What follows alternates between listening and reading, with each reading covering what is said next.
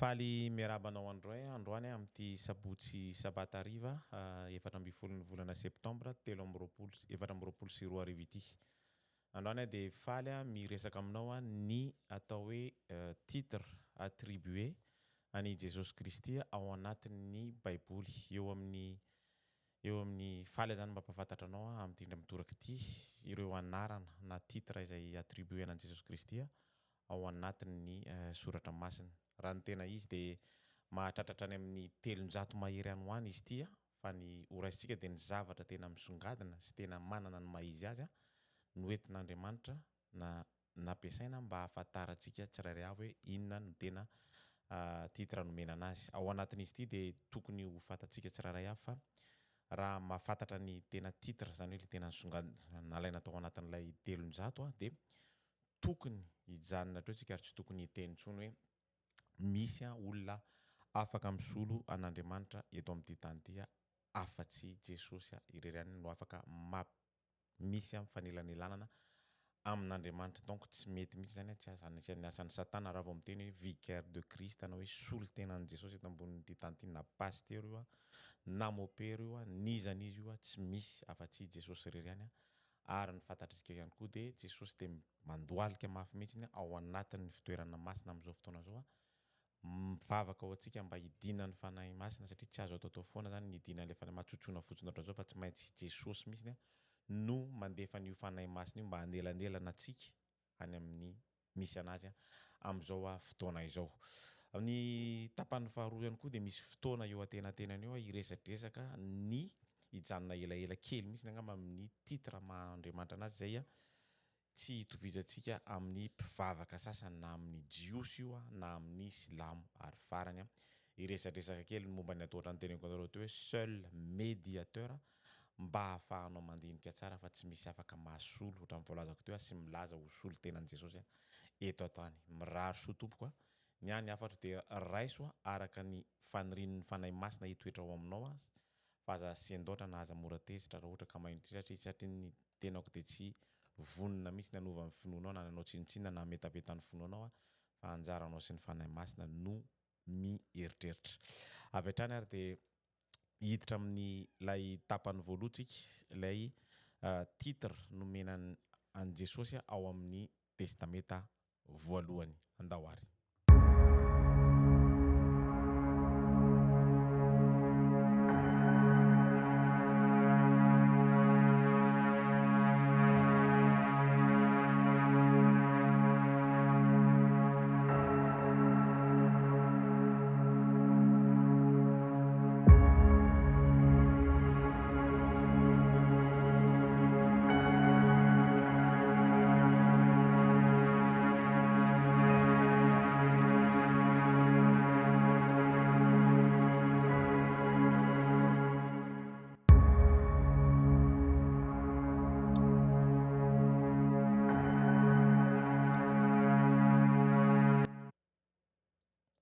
Eny ary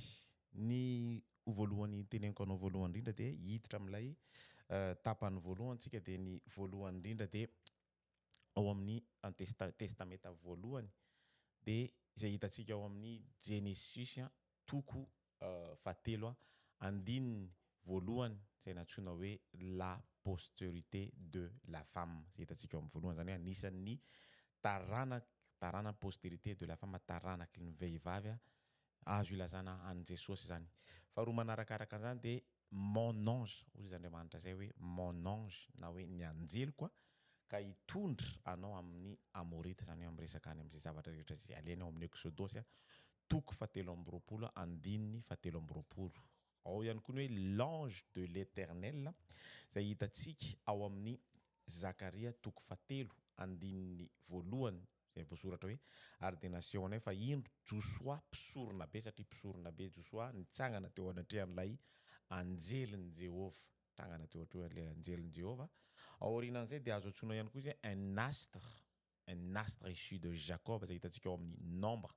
24-27 na hoe ny nombre izy amin'ny teny gasy 24-27 hitako izy nefa tsy ankehitriny, tazako izy nefa tsy akaiky, misy kintana miseho avy amin'ny Jakob sy te hipanjakana miposaka avy amin'Israely ka mandrava ny sisy tany Moab. Tadio tsara fa ny boky ny Nomera dia isan'ny boky nosoratany Mosesy ao anatin'ilay boky anankidimy voalohany indrindra miampy amin'ilay boky farany izay nosoratany ao amin'ny mombamomba ny zavatra rehetrarehetra vitan'ny Job. Ary tokony ho fantatsika fa Job dia ao anatin'ny pays de l'Est izay horesahako aminao ao aoriana kely ao amin'ny tapatapany ao amin'ilay faharoa amin'ilay hoe tsy hitovizantsika amin'ny mpivavaka sasany sy ny silamo sy ny musulmane. Ny manaraka dia un prophète, tsy mahafantatra angamba antsika fa prophète izay hitantsika ao amin'ny Deutéronome 7:15 hoe mpaminany no atsangako ho azy avy amin'ny rahalahiny tahaka anao ka ataoko ao ambavako ny teniko, izany hoe mpaminany ary tsy misy mpaminany lehibe afa-tsy Jesosy teto ambonin'ny tany satria zavatra rehetrarehetra ao anatin'ny apokalipsia Daniel sy ny karazany dia avy amin'ny Jesosy daholo ny tongava izany. Chef de l'armée de l'Éternel izay hitantsika ao amin'ny Joshua 5:4 hoe fa izao dia commande ny miaramila an'i Jesosy Jehovah ka tonga aty ankehitriny dia nikohaka tamin'ny tany Joshua. Ao ihany koa etontsika dia hijanona somary hijanona elaela ato anatin'ity Esaïa 9:5 ity satria ito zavatra ito no zavatra farany lehibe indrindra izay miteny mombamomba ny Jesosy. Admirable, le conseiller, Dieu puissant, Père éternel, Prince de la paix. Izay hitantsika ao amin'ny Isaia 7:5 hoe fa zaza no teraka ho antsika, zazalahy no nomena antsika ary ny fanapahana dia eo antsorony ary ny anarany atao hoe mahagaga, admirable, mpanolontsaina, le conseiller, Andriamanitra mahery, Dieu tout puissant, rainy mandrakizay, Père éternel, andrian'ny fiadanana. Tsy misy olona na personne mbola déclaren'Andriamanitra hoe Andriamanitra tahaka an'i Jesosy izay hitantsika izay tsy hitovizantsika mihitsy amin'ny taranaka amin'ny mpivavaka samihafa satria hijanona elaela eto antsika satria eto ny mpaminany Yesaia, izany hoe Yesaia izay midika hoe le Seigneur sauve izay nosoratana tamin'ny ray sy fitonjato talohan'ny calendrier alohan'i Jesosy Kristy, un calendrier inconstaté dia niteny mihitsy hoe un enfant est né, un fils nous a été donné et la domination reposera sur son épaule. Raha ohatra antsika ka mijery mandeha lavilavitra kokoa, mandeha ny ananana kokoa ny mahita ny apokalypse 19:11 dia mahafantatra tsara fa io un enfant né io dia niakatra teo ambonin'ny soavaly fotsy ary izay nitaingina azy dia atao hoe mahatoky, admirable, sy marina, vérité, ary amin'ny fahamarinana no hitsarany sy hiadiana. Nanomboka teo dia manomboka eo ny zavatra rehetrarehetra anakianana an'i Jesosy araka ny teneniko anareo tamin'ny voalohany teo hoe dia tonga teo ankilany teo koa ny anjely na Satana izay nanao ny accusé anazy nefa eto dia Jesosy mihitsy no mitaingina soavaly fotsy mandresy miakanjo fotsy, izany hoe madio, mahatoky ary sady marina. Raha fandeha lavitra ihany koa tsika dia mbola iresadresaka satria ao anatin'io koa ao anatin'ny voalohany io dia iresadresaka hoe misy tamin'ny voalohany sy ny la parole tamin'ny voalohany teny ary ny teny tao amin'Andriamanitra ary ny teny dia Andriamanitra. On l'appellera admirable, conseiller de Dieu puissant, Père éternel, Prince de la paix, izany hoe mitondra ny titre Andriamanitra anazy mihitsy izay tsy nohenon'ny Jiosy sy ny fianakaviana Job, izany hoe izay rehetra teraka taty amin'ny lest, izany hoe taranaka ny Joba rehetrarehetra na ny Islamo na ny musulmane rehetrarehetra izany dia tsy mino anazy ohatran'ny Jiosy ihany koa. Manaraka izany dia l'Éternel à notre justice izay hitantsika ao amin'ny Jeremia 3:17 amin'ny andro no amonjenan'ny Joda sy andren'ny Israely fa izay ary izao no anarany izay amorona anazy Jehovah fahamarinantsika, l'Éternel à notre justice. Eo ao anatin'ny baiboly protestanta malagasy izy dia teneny mihitsiny hoe Jehova, zany hoe Jehova zany dia azo tenenina mihitsiny hoe Jesosy amin'izay fotoana zay Yahweh, Jehova no fahamarinantsika. Tsy misy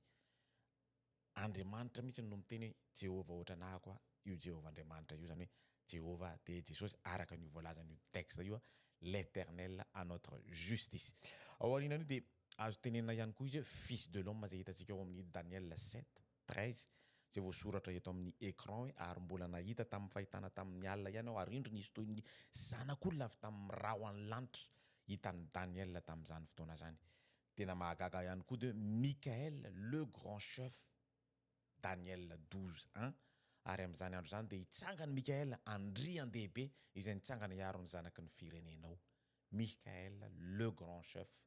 anisan'ny titre nomena an Jesosy ihany koa zany zavatra zany. Aorianan'io koa tsika dia hijery ny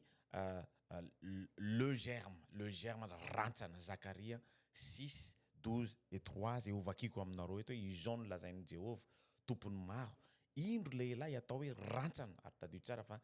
any amin'ny testamenta voalohany, any amin'ny testamenta faharoa izy dia voalaza hoe le cep na hoe voaloboka rantsana, ary itsimoka ao ampitoerany any izy sady anao ny tempolon'i Jehova.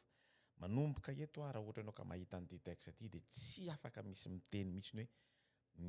iza no ao anatin'ny tempolon'i Jehova. Tsy miexiste ntsony ny tempolon'i Jehova eto ambonin'ny tany. Tempolon'i Jehova dia efa rava à partir du moment ny saraka roa lay rideau tamin'ny afaka tanteraka ny an'i Jesosy. Donc ny momba ny tempoly rehetrarehetra zay ho hitantsika ao amin'ny Hébreu, Levitikos sy ny karazany dia efa any an-danitra daholo satria tsy miexiste ntsony ny tempoly ety an-tany. Izy no anao ny tempolin'i Jehova, tsy misy afaka manao ny tempoly Jehova, ary izy no hitondra voninahitra ka hipetraka sy hanapaka eo amin'ny seza fiandrianana. Tsy misy afaka mitsara nizanizy. Donc raha naheno nareo histoire hoe nalana tao anatin'ny rano tao a Rome ny pretra anankiray dia ny jugena tsy azo atao zany zavatra zany, efa asan'ny devoly satria tsisy olombelona afaka mitsara olombelona na maty afatsy, zany hoe voilà, io tsy raha tan'io le izy hipetraka sy hanapaka eo amin'ny seza fiandrianany. Donc ny zavatra rehetrarehetra hitantsika tao a Rome, amin'ny peuple tao a Rome tamin'ny andron'ny papa je sais pas quoi, nanalanao anazy tao anatin'ny ranon'ny Tibre sy ny karazany reny dia ny tsara n'iny olona maty iny papa maty iny tsy azo atao mihitsy zany fa efa asan'ny Satana. Tonga dia tsoroko aminareo zany satria aro-pisorona eo amin'ny seza fiandrianana izy, ary izy fisainam-pihavanana amin'izy roa sady mpisorona izy no juge no avocat. Tsy misy afa-tsy Jesosy. Manomboka androany raha maheno an'ity ianao dia zay ataovy ao anatin'ny eritreritrao sy ny sainanao ary angatao amin'ny fanahy masina mba ampazavanao fa io teny io le germe dia tsy misy afa-tsy izy nitondra ny voninahitran'Andriamanitra. Malaki 3:1 le messager de l'alliance zay hovakitsika eto hoe indro aniraka ny iraka ao messager de l'alliance, ary izy anamboatra ny lalana eo alohako ary ny tompo izay tadiavinareo dia ho avy tampoka eo amin'ny tempoliny, ary ny anjelin'ny fanekena zay irinareo dia indro tamy izy hoy Jehova tompony maro, le messager de l'alliance. Ny manaraka dia le soleil de la justice zay tsy hitako tao amin'ny baiboly malagasy tao amin'ny internet, donc nataoko tamin'ny teny frantsay le soleil de la justice, Malaki 4:2 Malachi, mais pour vous qui craignez mon nom se lèvera le soleil de la justice. Nouveau Testament. Eto dia tsara ny ampahafantarako anareo tokony ho fantatsika mihitsy fa tsy tokony hisaraka ireo boka ireo, satria ny ray miresaka momba an' Jesosy alohan'ny hatongavany ary ny anankiray miresaka an' Jesosy tamin'izy teto an-tany ary miresaka momba an' Jesosy alohan'ny hatongavany fanondroany ray. Voalohany dia tsy mahafantatra antsika fa zanak'Andriamanitra Jesosy, fils de Dieu, zay hitantsika ao amin'ny Matthieu 4:9-20 andininy 7:20 hatrany amin'ny 4:20 hoe jereo tsara le ironie zavatra ohatrany il se moque un peu an Jesosy ry zareo, dia ry zareo ihany no miteny ampianiniko amin'Andriamanitra velona ianao ilaza aminay raha ianao no Kristy zanak'Andriamanitra. Inona moa ny valian'ilay tompony zavatra rehetra fa tsy miteny hoe izany ho izy, satria izay no izy, ary ironie mihitsy ny zavatra io nefa de tsy fantatra ry zareo zany maro mivaliny hoe voalazanao ary koa lazaiko aminareo izy hatramin'izao de ho hitanareo ny zanak'olona mipetraka eo amin'ny tanakavanan'ny ray ery sy avy eo amin'ny rahony lanitra eo zany Jesosy de efa mampiseho sahady hoe tsy maintsy hiverina fanondroana izy nefa tsy comprendre ry zareo. Manaraka zany de le fils de l'homme zay hitantsika eo amin'ny Matthieu toko fahaenina ambin'ny folo andininy fahatelo ambin'ny folo ary rehefa tonga teny amin'ny faritanin'ny Kaisaria Philippe Jesosy de nanontany ny mpiana izy ka nanao hoe ataon'ny olona ho iza moa ianao ry zanak'olona ho iza moa ary zany ny zanak'olona mametraka fanontaniana tsara be mihitsy izy satria betsaka ny tsinino betsaka ny tsy mahafantatra hoe betsaka ny mandava hoe izy ny Jesosy mahatonga ny question io no mipetraka un fils unique zay hitantsika tsy voadinika ny un fils unique fils de l'homme un fils unique adiniko nanoratra azy zay hitantsika ao amin'ny John toko voalohany andininy fahaefatra ambin'ny folo hatrany amin'ny fahavalo ambin'ny folo de miresadresaka ny fils unique izy ao anatiny koa de misy ny l'agneau de Dieu manino izy ny tiato l'agneau de Dieu voilà ny fils unique tsy nisy nahitan'Andriamanitra na oviana fa ny zanaka lay tokana izay ao atratrany ray izy no manambara azy John toko voalohany andininy fahavalo ambin'ny folo manaraka an'io l'agneau de Dieu tsisy tsy manala an'izany tsika ao amin'ny John toko faharay ka hatramin'ny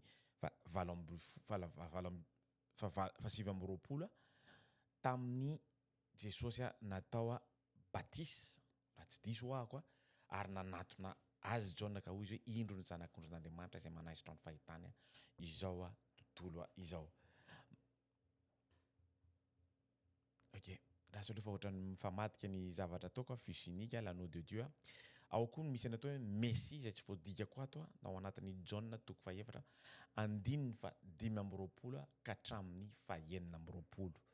le pain de la vie zay hitanareo eto amin'ny écran eto amin'izao fotoana zao hitantsika ao amin'ny John toko fahaenina andininy fahatelo ambin'ny folo manao hoy Jesosy taminy izao ny mofinaina izay manatona tsy mba honoana tsisy tsy mahafantatra an'izany ary izay mino ahy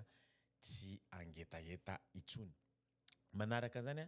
la lumière du monde zay hitantsika ao amin'ny John toko fahavalo andininy faharoa ambin'ny folo zay hitantsika eto amin'ny écran eto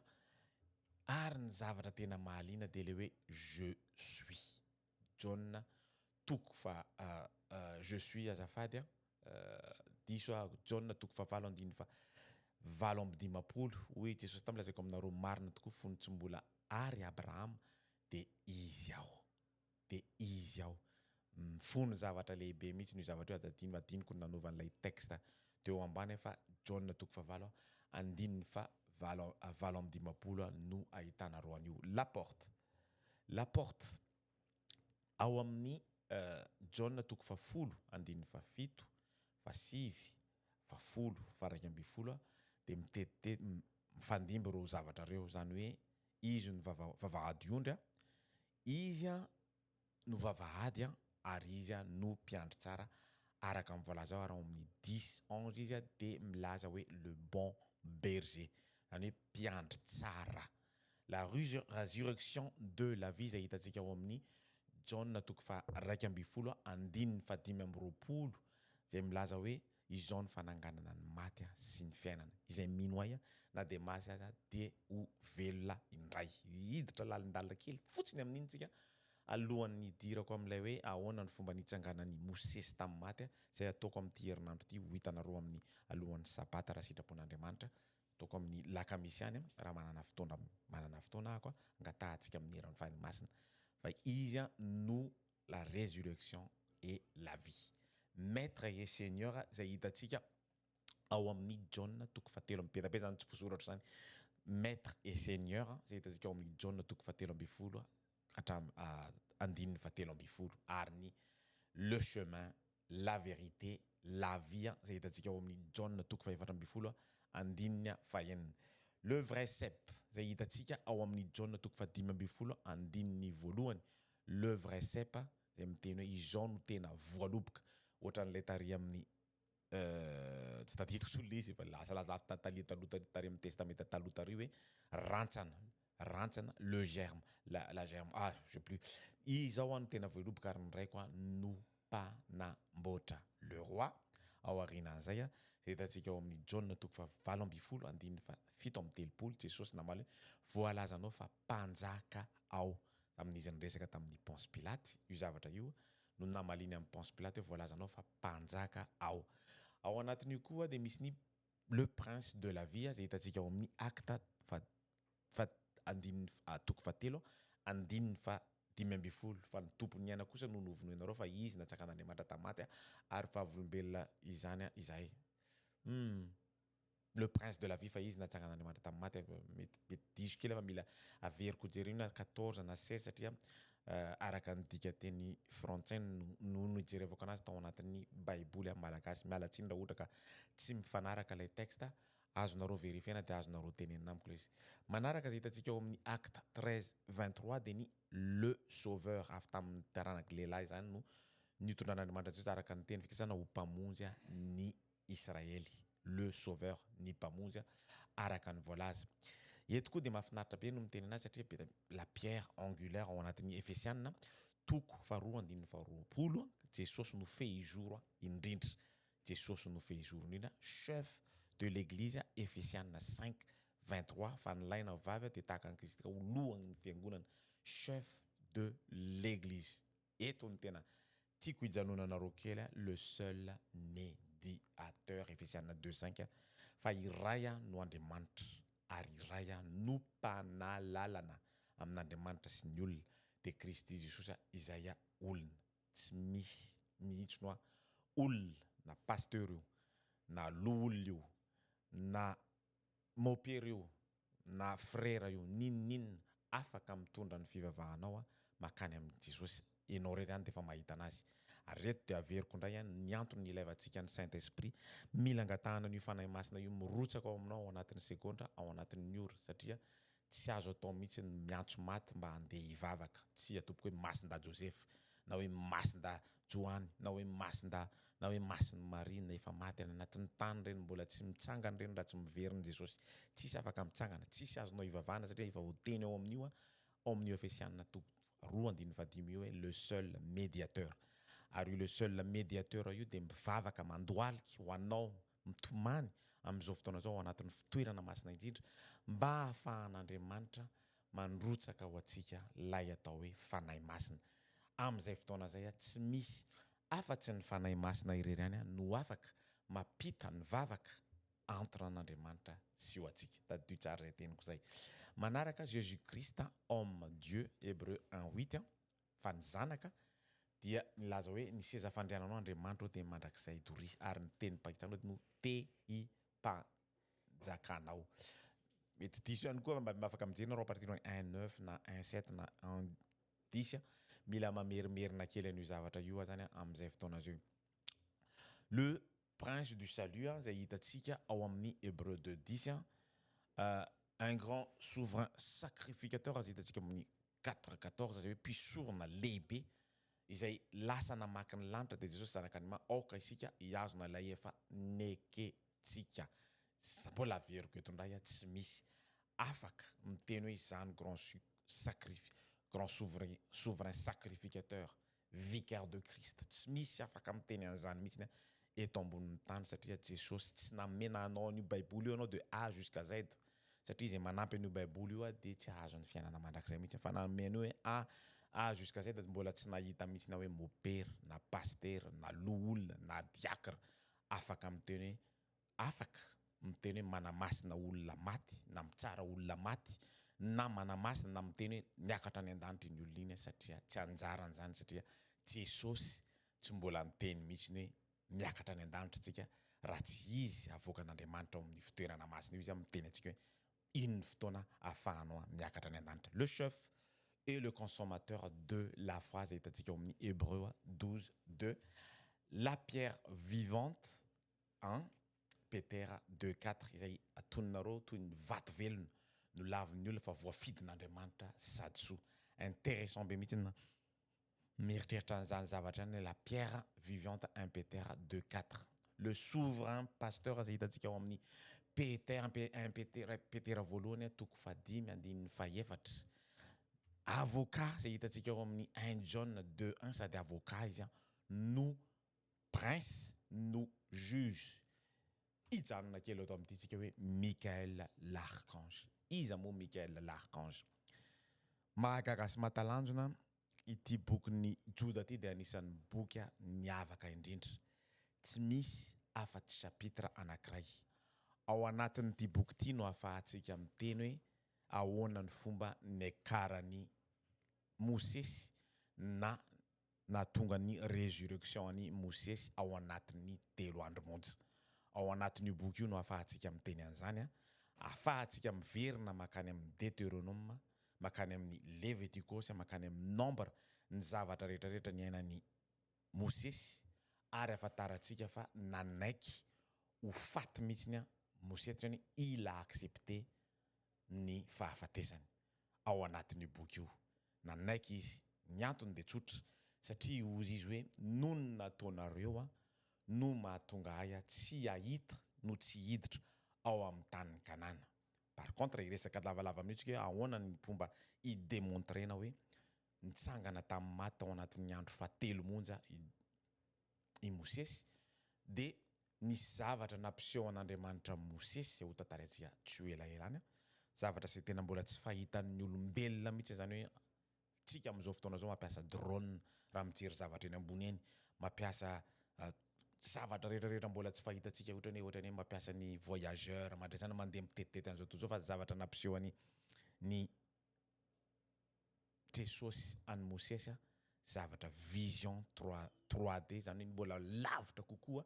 noho ny plus de 360 degré noho ny mason'ny aigle. Zavatra nampiseho an' Jesosy anazy zany zavatra zany dia zavatra mahatalanjona zay mahandriamanitra n'Andriamanitra la vision panoramique zay hitan'ny Mosesy à 120 ans, ça c'est 52 ans mandeha miakatra eny amin'ny tendrombohitra mila tomobile. Mosesy 120 ans mandeha miakatra eny ambony tendrombohitra mandeha tongotra. Zany hoe mbola tsy tena ao anatin'ny fahafatesany sy orandehanany mihitsy izy amin'ny fotoana io satria nahoana? Satria mbola natanjaka be izy fa niaccepté ny fahafatesany.